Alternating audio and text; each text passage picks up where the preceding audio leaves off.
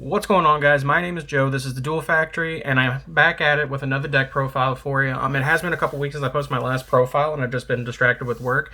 But I wanted to show you guys my new format Tri-Brigade deck list that I actually took to my local Yu-Gi-Oh! Day and I took first place with. I'm very excited to show you this list. I think this is probably the most represented deck and the most consistent deck of the format.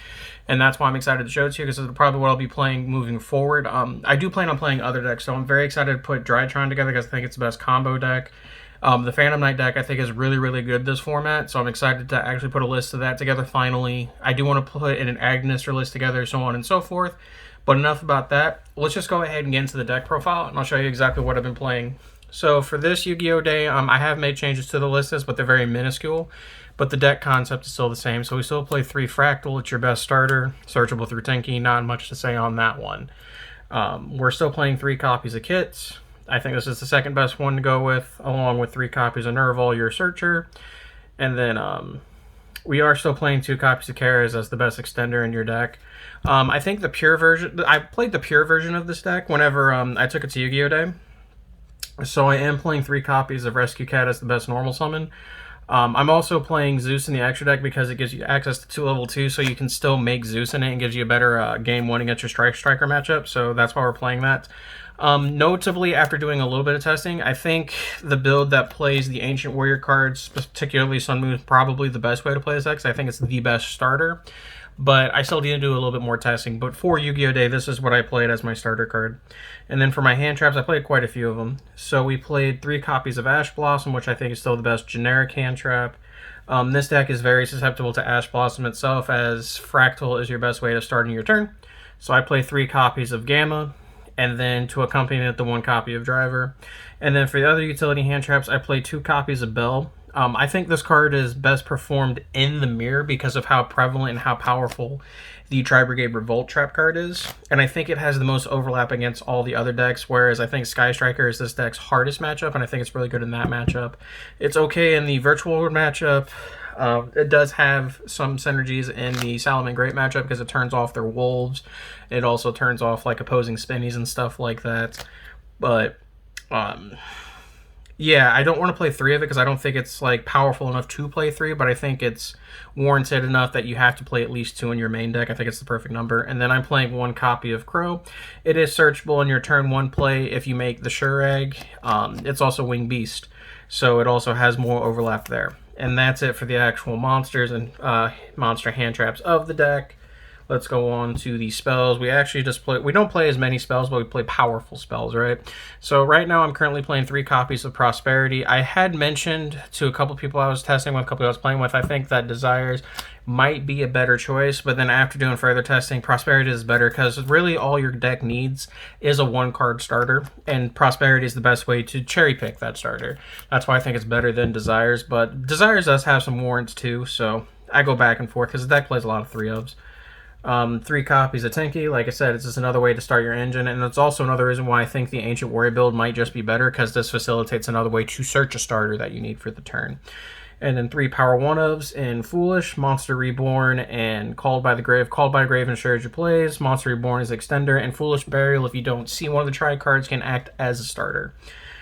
On to the trap cards, the most powerful card in your deck, Tri-Brigade Revolt. Usually if this resolves, there's no chance of you losing. Hypothetically, now you can't very well piss the game away, but this card's very powerful, and that's the reason why I think Bell needs to be played in most main decks right now, because of this trap card. But yeah, it lets you do a lot of things you're not supposed to be able to do. Other traps, I am playing Imperm as the last set of hand traps in the deck. It's really good in the mirror. It's okay in Drytron, but it's really good against other rogue decks too. The only deck I don't think it's very good against is the Striker matchup, which is arguably your hardest matchup, but I don't see a better hand trap to put in the main deck. I had thought about playing Valor, but I think this just has more versatility. And then the 1 auto-win card and the 1 copy of Imperial Order, because your deck does play this card very well. And that's it for the main deck. On to the extra. So for right now, the Tri-Monsters, we're playing 2 copies of Shurag. I was playing 3 at the Yu-Gi-Oh! Day. However, after doing some testing and playing in that event, I never actually went into the 3rd Shurag. Maybe I'm just playing the deck differently or playing the deck wrong. I don't know, but right now 2 is fine for me. Something I was playing 1 of, but I bumped up to 2, is the Farrajet. You actually do need 2 copies of the card. It will come up one copy of Bear Broom, and then the one copy of Silver Sheller. And that's it for the actual Tri-Brigade links. On to the rest of the extra deck. I play one copy of Salamangreat Almirage for your Nerval and your kits. I was playing Link Karibo as an extra card, but I've cut it since then for some other utility cards, but you need to play this card. One copy of Double Dragon Lords. It's an interruption, and when I ever bring you an updated version with the Ancient Warrior cards, you actually use the other effect to search, so keep that in mind for the next video. I'm still playing the Doom Eagle. You have to play it in a lot of matchups, especially, it's one of the best ways to outright. Just keep that in mind. And then the two utility link 4s are your Access Code and your Appaloosa. Appaloosa plus Trap card's a very good starting board, and Access Code Talker is usually just game, so that's why we're playing it.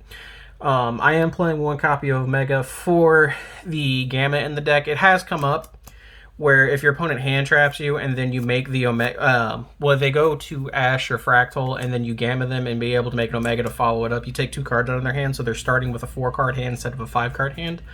So it makes it very, very hard for your opponent to be able to combat your board with only 4 cards, so that's why we're playing it. And then for the we actually play Exeed, so we make our rescue cats more threatening and more puts a lot of pressure on your opponent. So I am playing one copy of Sky Cavalry Centura. It's a rank 2. Its effect's kind of irrelevant, but it can bounce cards, and it can't be destroyed by, while it has material. The big thing here is it's a rank 2 that can be made with Rescue Cat. It's also Beast Warrior, so it facilitates your Tri-Brigade cards.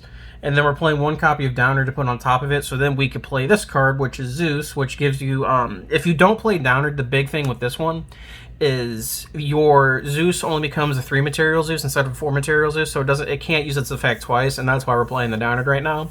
Admittedly, we'll need more I will need more testing, at least to see if we'll keep it with this version of the deck, but I think right now you have to play the Downer, just like I said, to make that Zeus more threatening.